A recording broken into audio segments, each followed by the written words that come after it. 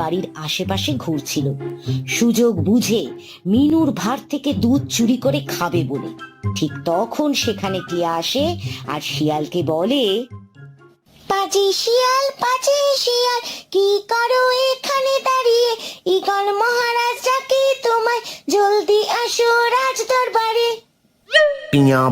টিয়া ভাই কেন ডাকে রাজা মশাই? করিনি তো আমি কোনো পাখির ছানা চুরি, কেন যাব রাজার বাড়ি? রাজা মশাই অসুস্থ, তাই সবাই আমরা নতুন রাজা চাই।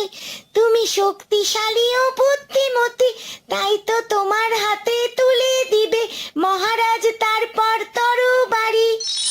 কি, তুমি সত্যি বলছো? আমি এখনই যাচ্ছি। বলেই পাজি শিয়াল গান গাইতে গাইতে ও নাচতে নাচতে ঈগল মহারাজের বাড়িতে যায়। যেতে যেতে পথে দিনে রাতে, টুনির ছানা টিয়ার ছানা খাবো একসাথে। যেতে যেতে পথে দিনে রাতে, গাভীর দুধ খেতে কি মজা হবে রে। একবার শুধু আমায় বনের রাজা হতে দে রে রে রে রে।